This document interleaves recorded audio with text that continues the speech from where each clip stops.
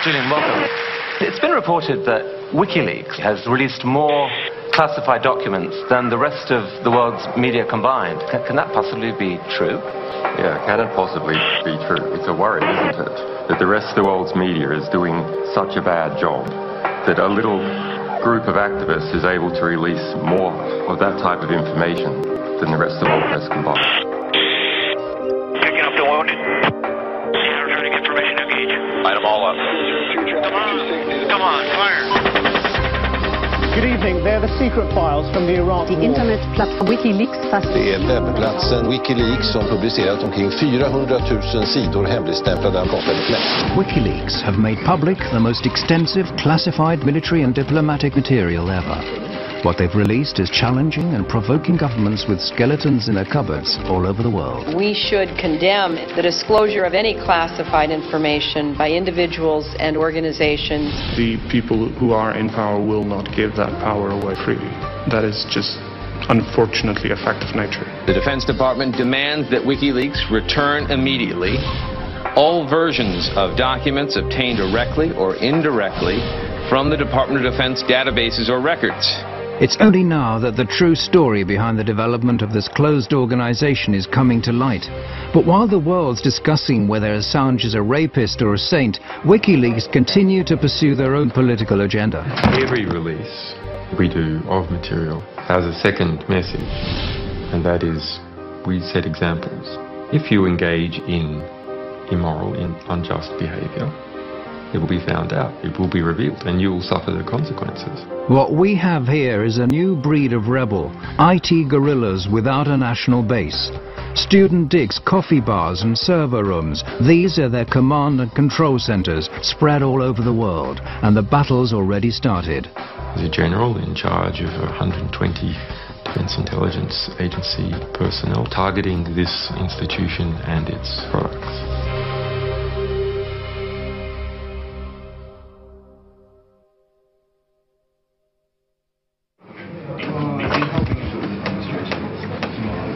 WikiLeaks have become a global force to be reckoned with in record time. It may not be easy to grasp at first, but the release of classified information is just a small step in a long-term political and ideological battle.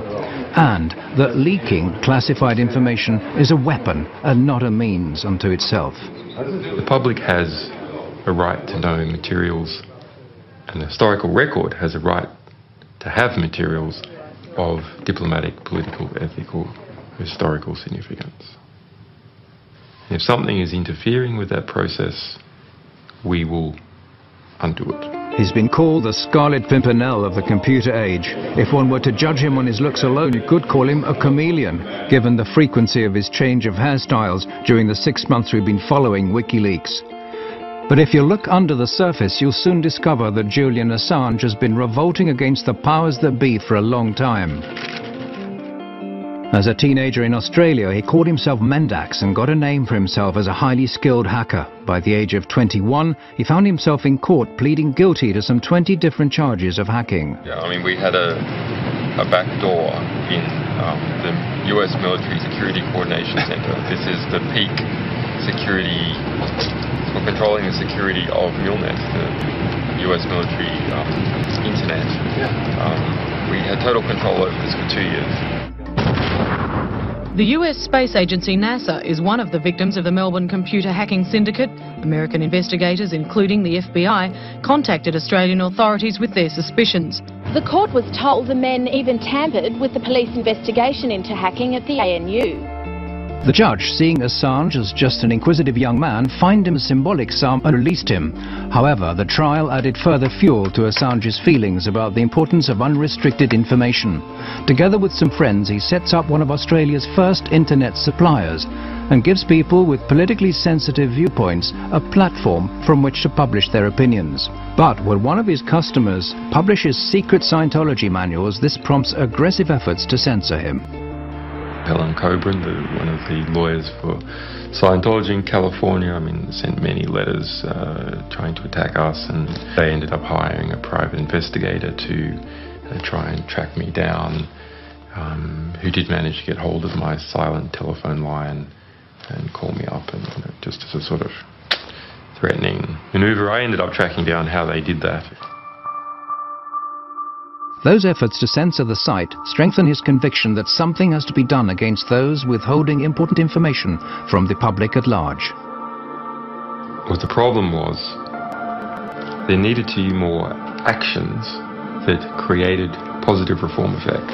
More actions that were just and corrective to injustice.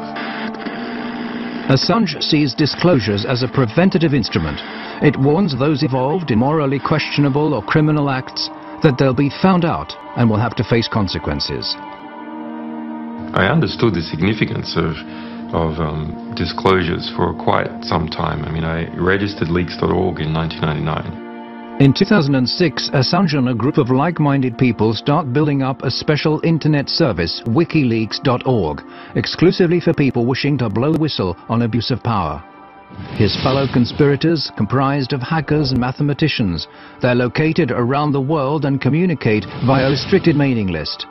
From this platform, they start defining their thoughts of building up a worldwide movement to mass publicize classified information. They affirm that this is the most cost-effective political weapon and that they intend to place a new star on the political firmament of man.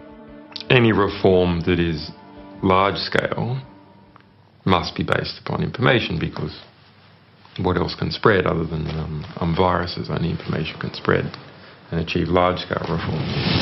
Inspired by Wikipedia, WikiLeaks distribute the leaked information to anonymous volunteers to check its authenticity and eliminate any traces of the sender's identity. It turns out that the majority of the general public has neither the time, interest or resources to analyze WikiLeaks material, but there are professionals to turn to.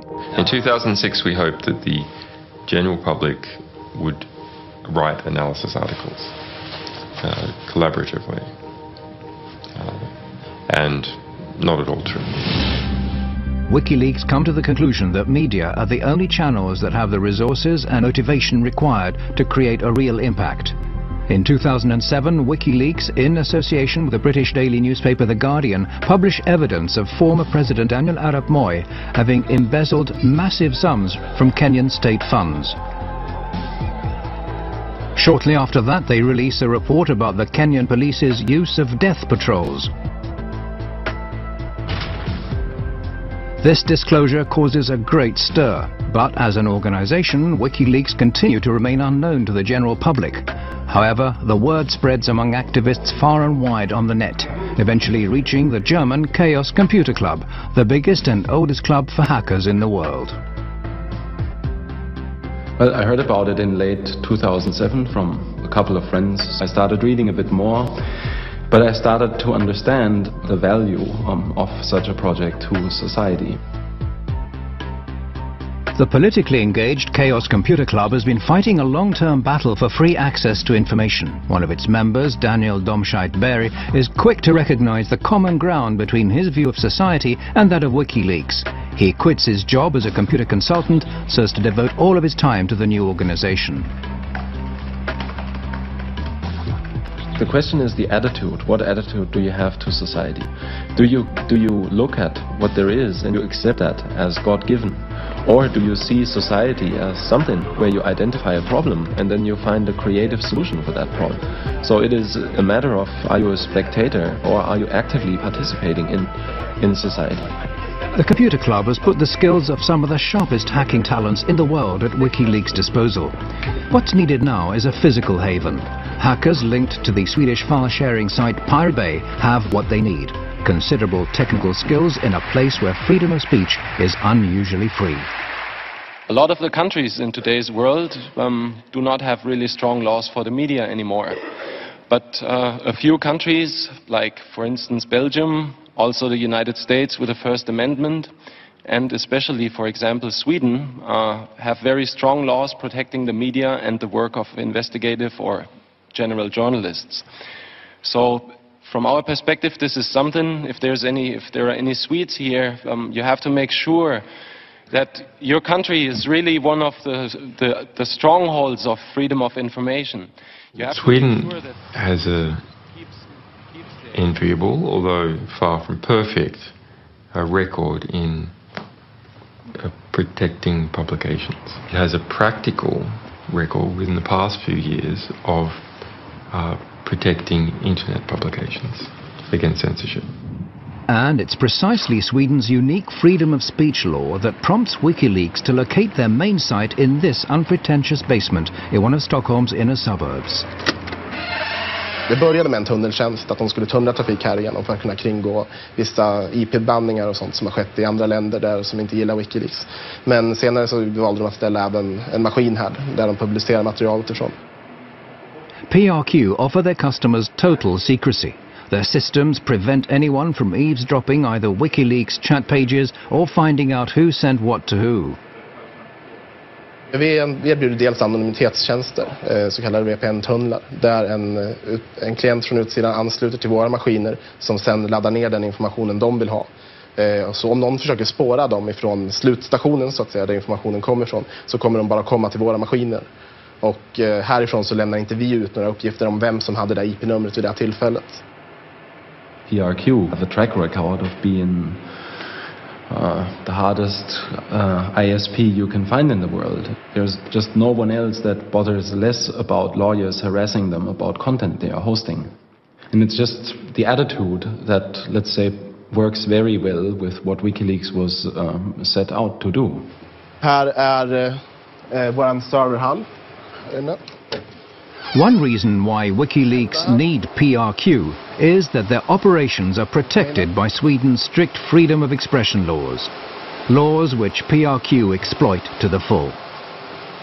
Vi accepterar allting som faller under, som är lagligt enligt svensk lag. Så accepterar vi precis allting. Oavsett hur omoraliskt eller förkastligt det kan vara i övrigt så väljer vi att inte göra några moraliska bedömningar. Det är en informationsbomb som står och väntar istället för de konventionella vapnen. Och förhoppningsvis så kan den här informationen på något sätt stoppa några av de konventionella vapnen. Det är min förhoppning. And we aren't talking about any old information. It's from these servers at PRQ that WikiLeaks has, for example, made public a manual from the United States Guantanamo Bay Detention Center. A military manual leaked on the internet is revealing details of the way terror suspects are being treated at the U.S. naval base at Guantanamo Bay in Cuba. It tells of the use of solitary confinement and humiliation to break down the detainees mentally. Human rights groups have for years been asking the US administration for access to this manual. If you censor important material of this type, we're not just going to criticize you.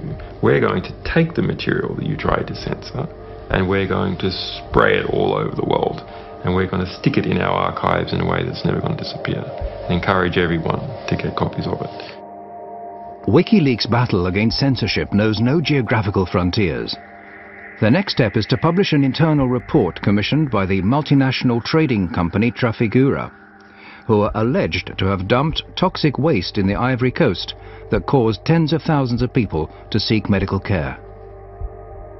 The Guardian newspaper was going to produce a big story on this, and as a result, they were gagged. The company obtained a secret order in court to gag all the press in the UK from reporting anything related to the content of that report and the fact they had been gagged. In the US, hackers discover that the Republican presidential candidate Sarah Palin is apparently bypassing US transparency laws by using a private email account to conduct government business. WikiLeaks publishes her messages. After just 2 years, the site's made public over 1 million secret documents, but WikiLeaks as an organization continues to be largely shrouded in secrecy. Only Julian Assange and Daniel Domscheit-Berg appear in public, the latter under the pseudonym Schmidt. Okay, hello everybody. My name is Daniel Schmidt, this is Julian Assange. We're here to make a short presentation about the WikiLeaks project. According to The National, which is something that we are kind of proud, it's one of the last quotes we had, so The National has said that we have produced more scoops in our short existence than the Washington Post in the last 30 years.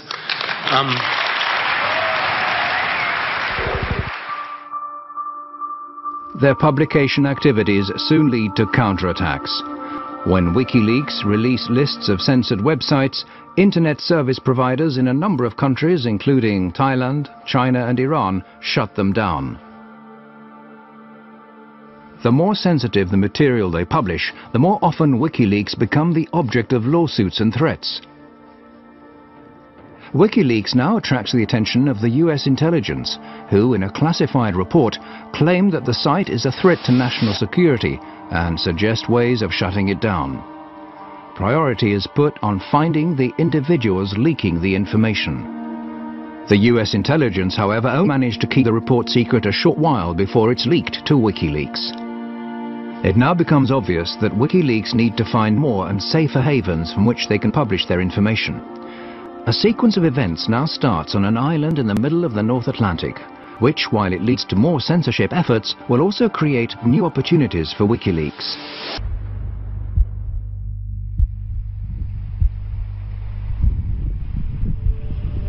October came, October 2008, and the Icelandic banking system imploded. It lost 17/18 of its mass over the course of about a week or two. It was essentially one bank per week went bankrupt. WikiLeaks obtained material that show how Iceland's catastrophic bank collapses were partly due to cronyism or favoritism, carelessness and secretiveness. When this highly detailed document is put out on the net, the bank launches a counterattack. Well, the first time I heard of WikiLeaks was in the beginning of August 2009. I was working as a reporter for state television when I got a tip that this website had an important document just posted online. The document was the high exposure loan book for the failed Kaupthing Bank. It was essentially all of the regulators had been derelict in their duties. All of the bankers had been lying about the actual state of affairs. The bank's management react in panic to the revelations and in a desperate move forced the Icelandic judiciary to resort to extreme measures. I was the first one actually to break that story. But the bank reacted in a manner that was quite interesting.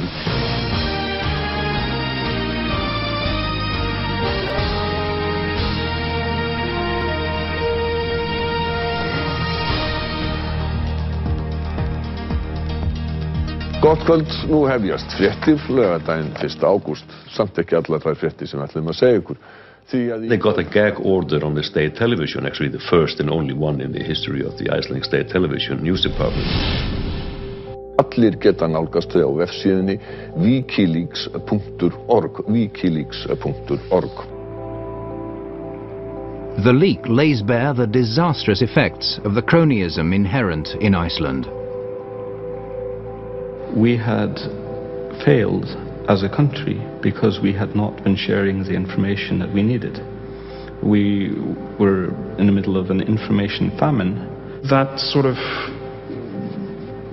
eventually led to this just, let's get the WikiLeaks people here, and then when they were here, we just went, okay, is there anything you want us to do? And obviously there was. Welcome to this program. Thank you. Yes, you mentioned to me the dream that we in Iceland we should become a vanguard of publishing freedom.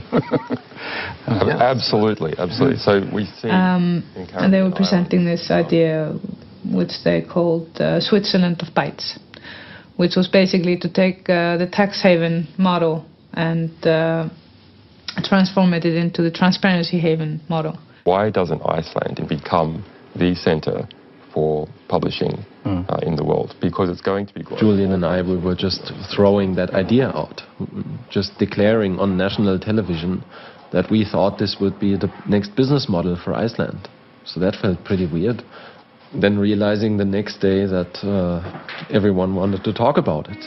Iceland has seen some of the problems that happen when society becomes too secret. WikiLeaks gave us the nudge that we needed. We had this idea, but we didn't know what to do with it. And they came and told us, and that is an incredibly valuable thing. WikiLeaks now team up with Icelandic activists and parliamentarians and together draw up a proposal that would transform Iceland into a haven for journalism. Herbert and I, and Birgir Jónsdóttir, and Rob Congreve, and Julian Assange, the five of us sat in this hotel room for about 4 or 5 hours and wrote the entire proposal from scratch. The proposal is adopted unanimously by Iceland's parliament. Just getting a bill accepted in the parliament is nearly impossible. And this is actually this is a huge victory for the parliament to have a proposal of this nature passed through the parliament with everybody saying yes. It's also a victory for WikiLeaks, who are now not only using disclosures as a weapon, but also directly influencing freedom of expression laws. The entire hacker world behind WikiLeaks is growing increasingly confident that their visions will lead to an improved society. Well, I think people that are dealing with systems, and technologically oriented people are dealing with systems, they understand systems pretty well. And if you look at society, that's just yet another system.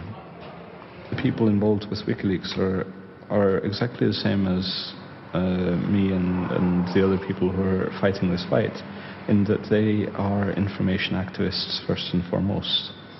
They believe in the power of information and power of knowledge, and the importance of allowing everybody to have both of those.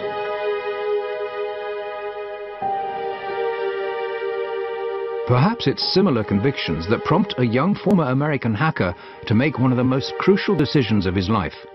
Bradley Manning, serving as an intelligence analyst with the US Army in Iraq early 2010, has, just like millions of other Americans in the military or civil service, access to a massive database of classified information. He discovers indications of crime and corruption and tells another hacker, Adrian Lamo, about it.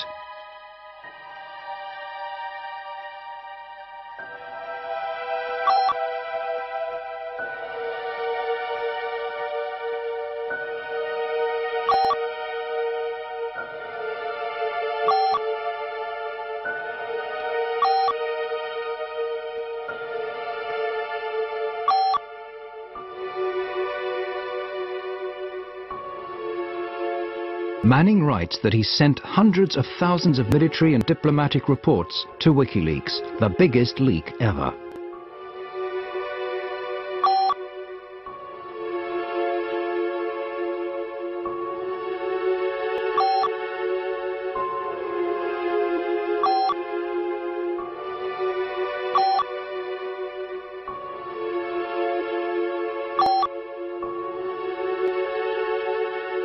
Manning puts his faith in WikiLeaks.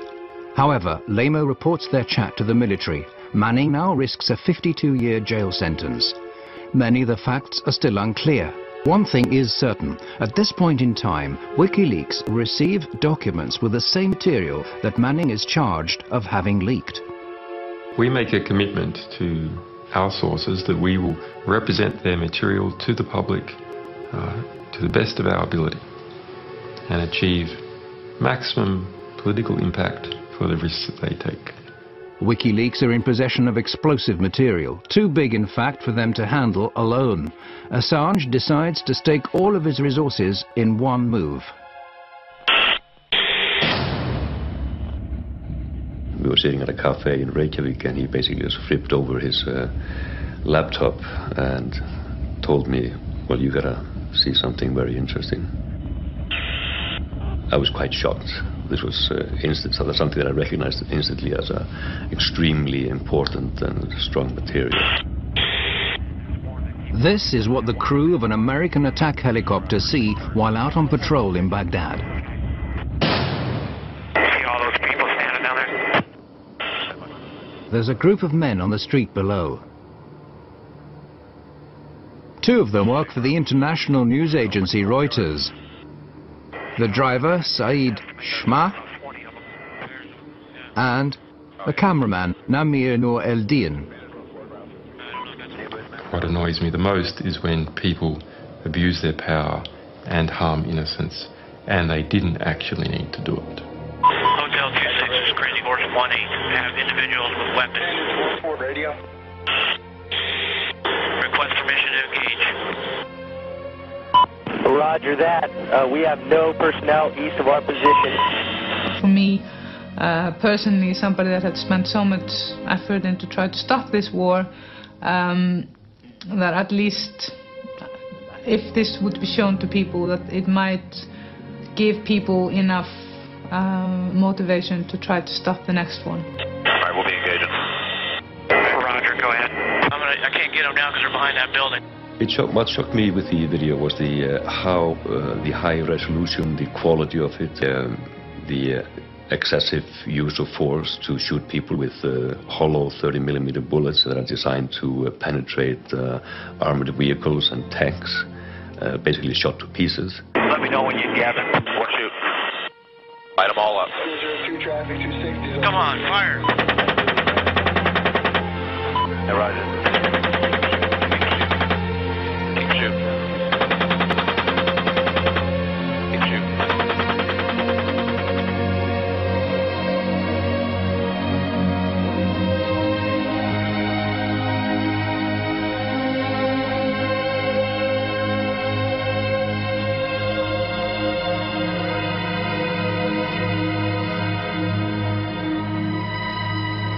Different people argue that it was right for the United States to be in Iraq, wrong to be in Iraq, but nonetheless, in this incident, even if you argue that it was right for the United States to be in Iraq, even if it was right for them to be in that suburb at that time with a helicopter overlooking this wounded man crawling the street, it was not helpful for the United States for that wounded crawling man to be shot.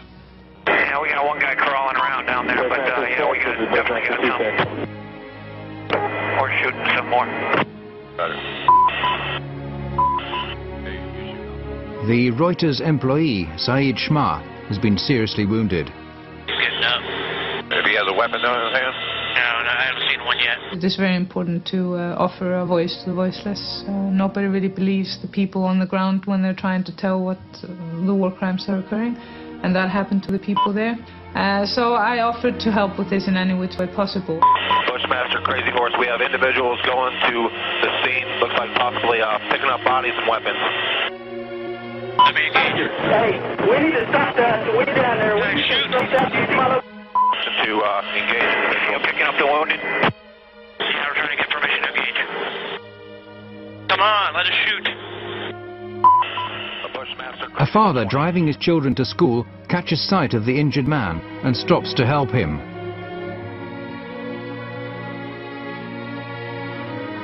It's Bushmaster 7, go ahead. Roger, we have a black SUV or bongo truck picking up the bodies. Request permission to engage. Bushmaster 7, Roger. This is Bushmaster 7, Roger, engage. 1-8, engage. Clear. Come on. Clear. Clear. We're engaged. Why do it? Well, there's two reasons. One, because it's fun to kill people. If you've been in that environment, removed from all the effects of killing people for a long time. It's a video game, you're going to get a high score. The other is they brag after a kill streak about how many people they killed. They go back to base and go, hey, killed 13 today. Oh yeah, look at that, right through the windshield. Alright, there was 5 individuals in that truck, so I'm counting about 12 to 15. Oh yeah, look at those dead bastards. Nice. 2-6, Crazy Horse 1-8. When the ground troops arrive, they see that there are children in the car. Oh, it's their fault for bringing their kids to a battle. That's right. After viewing the video hundreds of times, it became almost an obsession to get the identity of the people there. We knew the identity of Namir Nuruddin and Said Sma, the Reuters employees. But for me it was important to establish the identity of the other people there, especially the children in the minivan. We decided that it was worthwhile to go there and interview them. It turns out that the children survived the attack. Hrafnsson flies to Baghdad in search of more facts.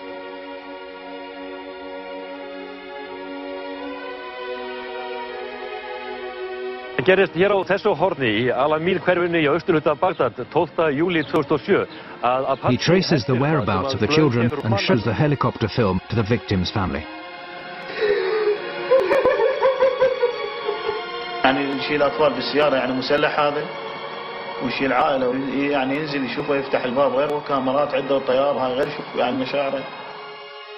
I think we could fairly establish fairly well from a journalistic point of view that the reason why the minivan was there was basically a coincidence that the driver stumbled upon the scene. He was driving his kids to a tutorial.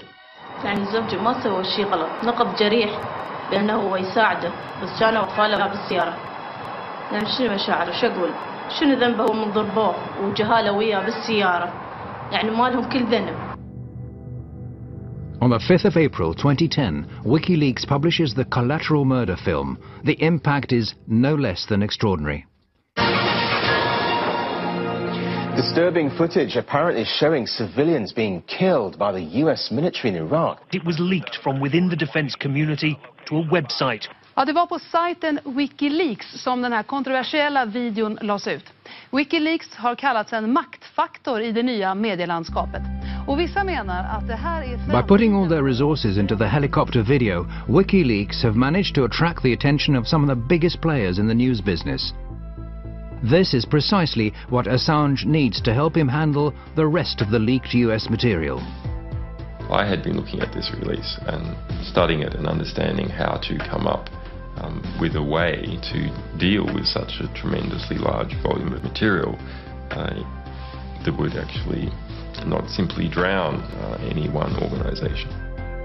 Assange proceeds to contact the New York Times, The Guardian and Der Spiegel. He manages to persuade the chief editors of these globally respected papers to publish his material in a coordinated fashion, with Assange pulling the strings.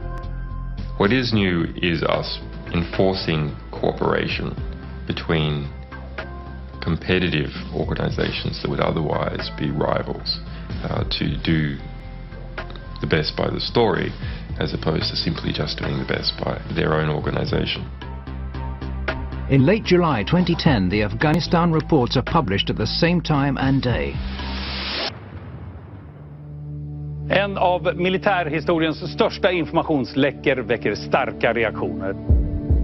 Well, one of the biggest leaks in US military history has exposed several cover-ups over the war in Afghanistan. The real story of this material is that it's war. It's one damn thing after another. The publication of the material is met with praise as well as strong criticism.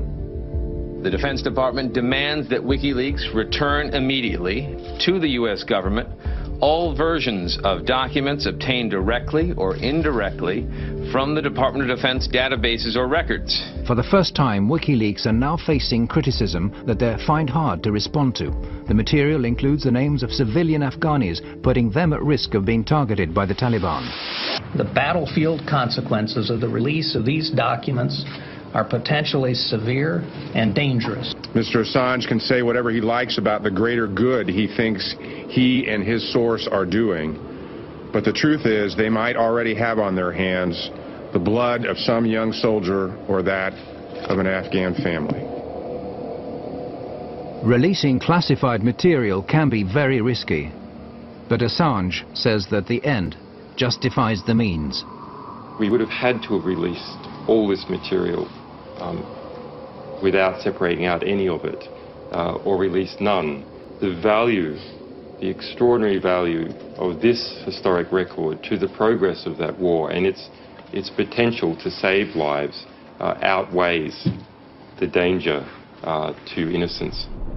WikiLeaks now takes steps to avoid making the same mistake again. Their next publication, 400,000 military reports from the Iraq War, are painstakingly edited and names removed. They also start reinforcing their network of experienced journalists. Hey. Okay, good. How are you? Ian Overton is editor of the independent London-based Bureau of Investigative Journalism, who are now going to analyse the material and produce their own documentaries. There's a frantic rush of getting the best people we could on board, and we drew up a team of 25 people over a weekend, and my phone went red hot calling people. It was Saturday night in the middle of August, and about sort of 5 or 6 of us at the Bureau met with Julian. About an hour later I ended up sort of leaving the place with a USB stick full of 400,000 classified military documents.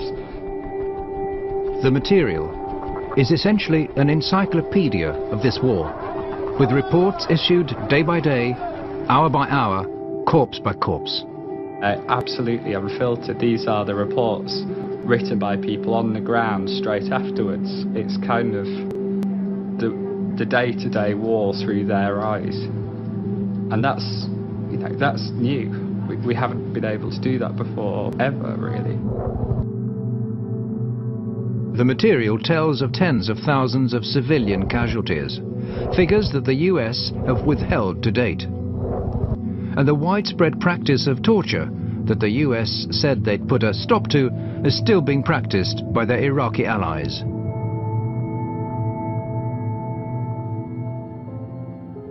I think there are stories that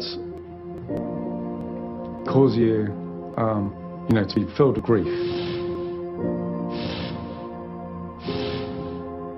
Some are incredibly harrowing. I mean, you do have children tortured to death or shot in front of parents, and it's not material you can read and not be affected by.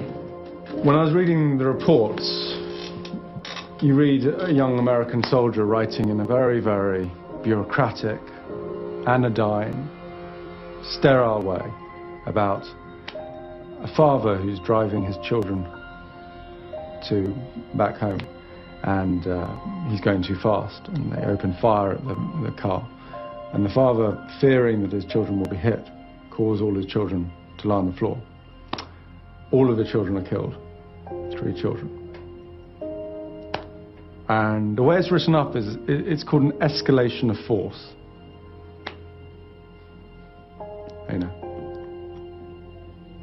It's not an escalation of force, it's a killing. It's horrific.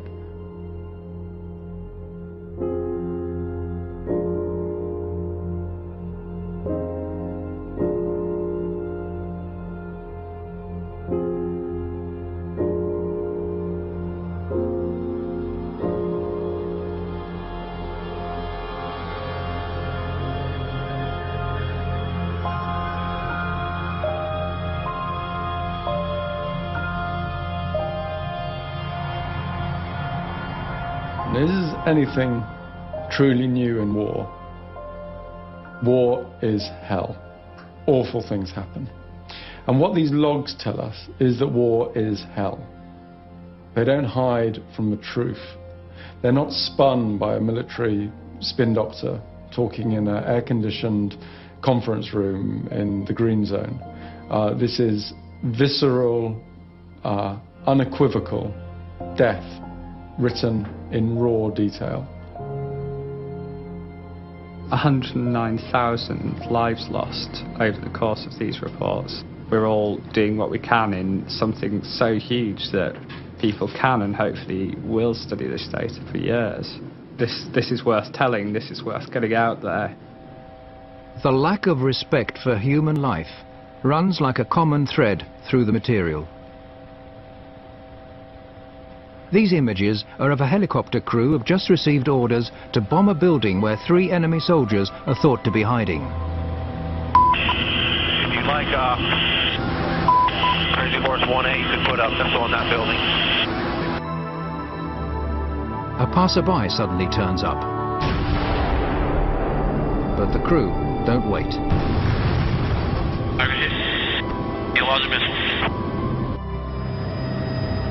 The crew could have waited until the man had passed. This is perhaps a measure of how human life was valued in Baghdad. Private cars being pursued by an attack helicopter.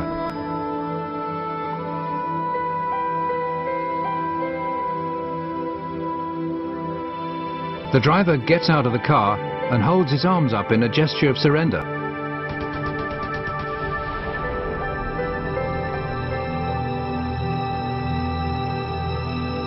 The more horrific the discovery the investigators in London make, the more they get the feeling of being threatened. It gradually becomes obvious that someone's watching their office. I do know that I'm being listened to and monitored by forces. I don't know. I've received strange text messages from anonymous sources.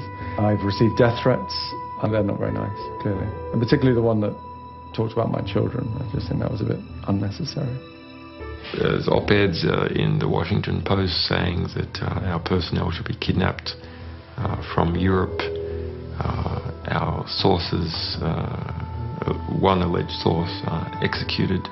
Similar statements by right-wing members of the US Congress. In Washington, the influential public figure Kristinn Hrafnsson is agitating for the indictment of WikiLeaks members, saying they should be treated as terrorists. There also has to be a clear punishment for people who engage in what I would consider a form of espionage, a form of political warfare. It's not an act of journalism or transparency, but an act of political war against us. The US ups its efforts to stop WikiLeaks.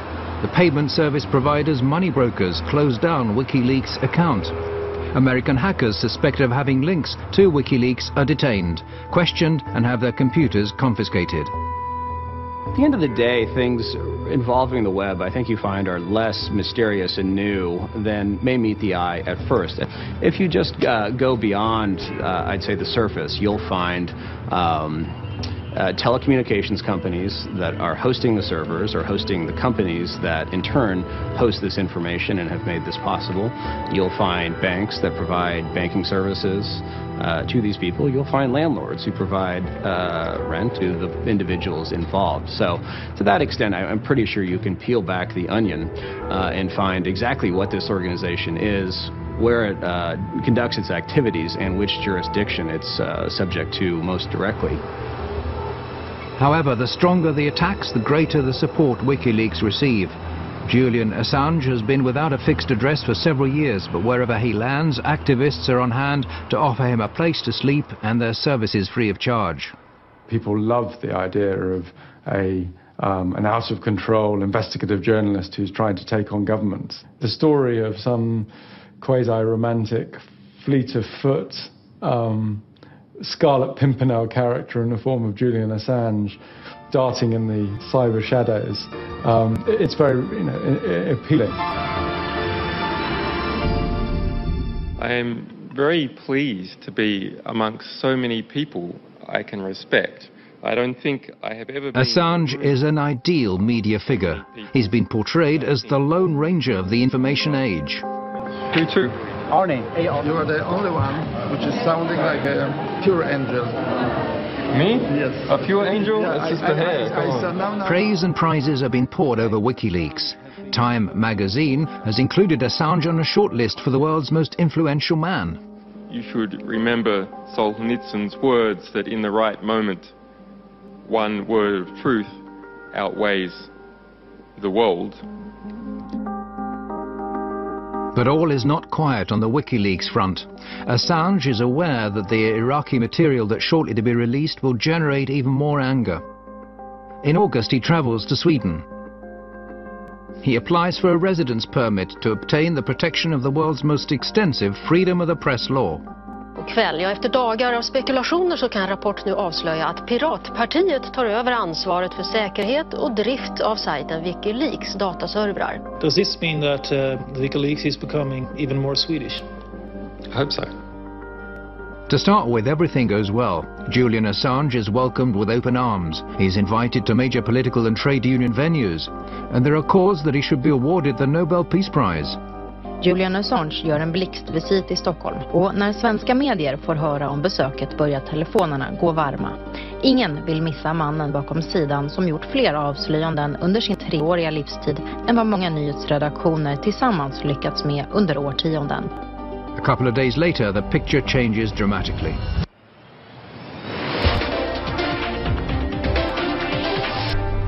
Åklagare har nu beslutat att inleda en förundersökning mot WikiLeaks-grundaren Julian Assange. WikiLeaks grundare Julian Assange förhördes igår kväll. Swedish authorities have issued an arrest warrant for WikiLeaks founder Julian Assange. He's accused of rape and molestation. On the 20th of August, Assange is accused of rape. The alleged crime is immediately leaked to the world press. Behind the accusation are 2 women who had casual relationships with Assange. The women don't make any public statements, but the important evening paper Aftonbladet publishes an anonymous interview with one of them, which states that what started as voluntary sex subsequently became what she described as abusive. But she's not afraid of him, and he's not violent. All right, Julian Assange, the WikiLeaks founder and target of the rape allegations, joins me now on the line. Thank you so much for speaking to us, Mr. Assange. What do you think about this? Clearly it is a smear campaign of some kind.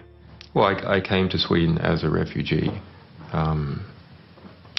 publisher involved with a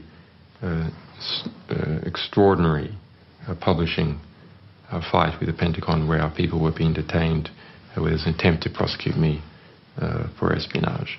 So I'm unhappy and disappointed with how the Swedish justice system has been abused. Assange says he never forced anyone to have sex and that the judicial system has been misused.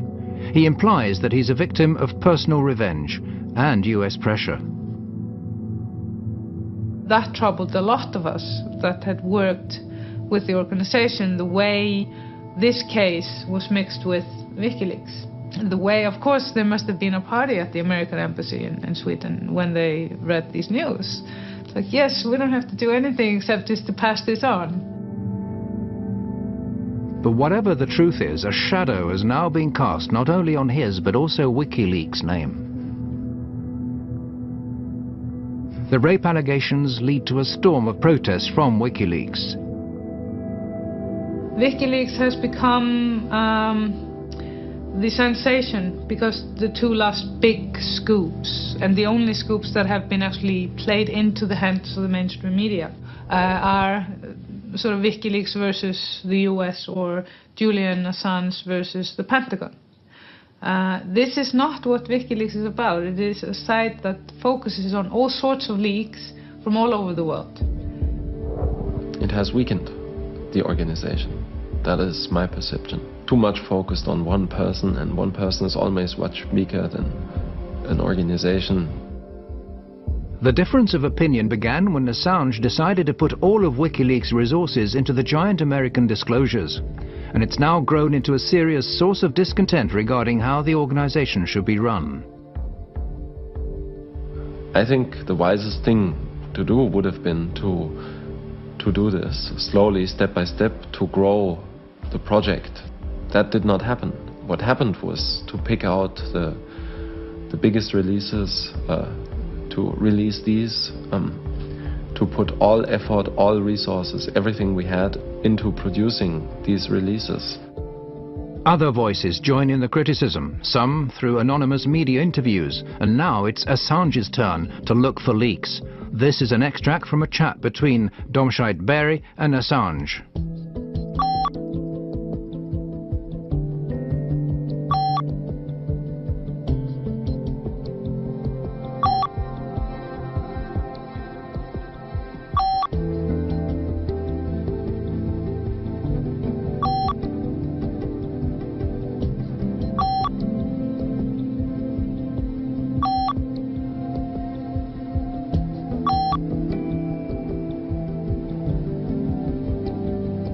If you preach transparency to everyone else, you have to be transparent yourself. You have to fulfill the same standards that you expect from others.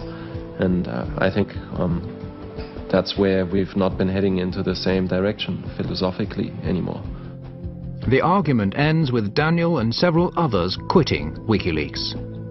Eventually this ended with me arguing with Julian about basically his dictatorial behavior, which ended in Julian saying to me that if I had a problem with him, I could just piss off, I quote.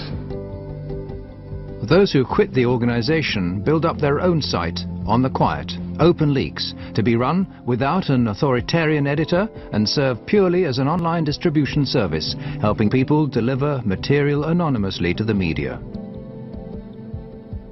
OpenLeaks is a technology project that is aiming to be a service provider for third parties that want to be able to accept material from anonymous sources.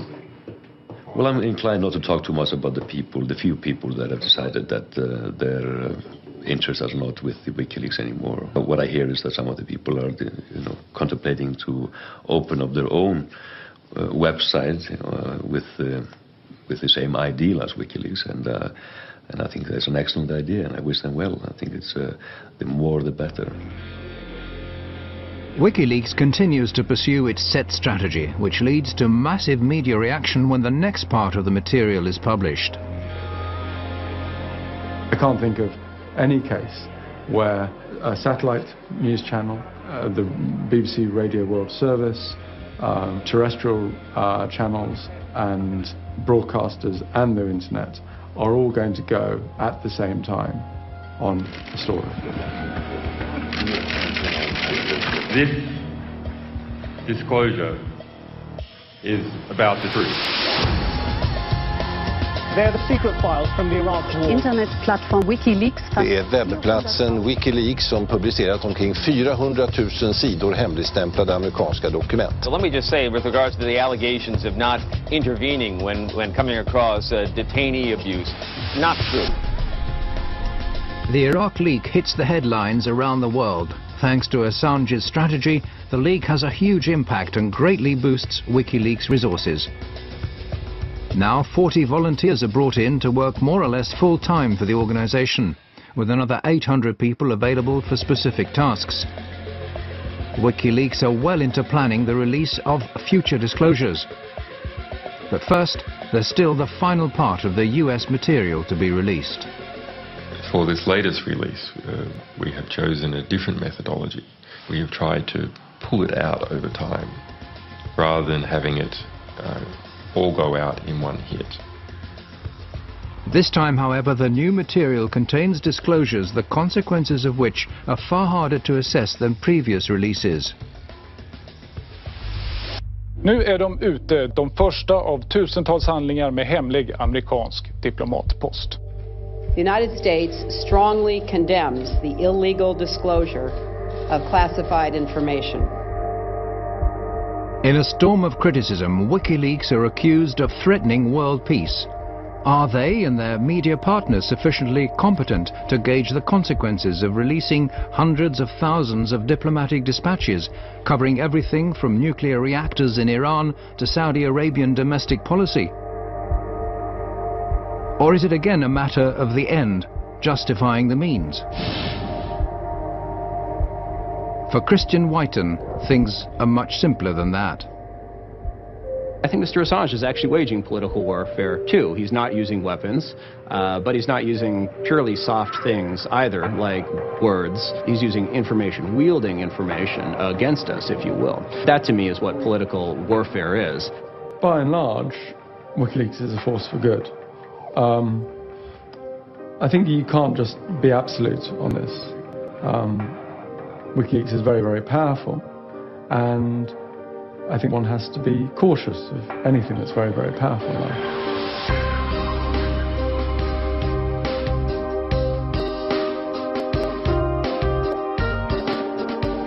WikiLeaks' website may disappear again tomorrow, or it may suddenly reappear in 1,000 other locations. History is still in the process of being written, and the rape allegations are a long way from being settled. One thing's clear: whatever happens, WikiLeaks has sown a seed, a thought that's impossible to erase. It's about new ways and new channels of disseminating classified information that'll have a profound effect on transparency, not only on the net, but in a broader global dimension.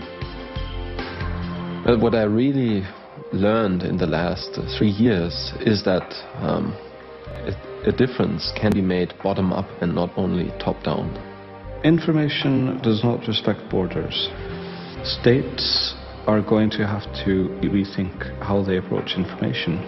Any state which fails to do this will cease to exist. Well, if we're going to have a military and a defense policy, it's predicated on having information that is controlled. Of course, we're a democracy. We're one of the most open countries, I believe, in the history of the world. But information has to be protected in certain circumstances and denied to the public. Democracy without transparency is not democracy. I mean, that's just an empty word.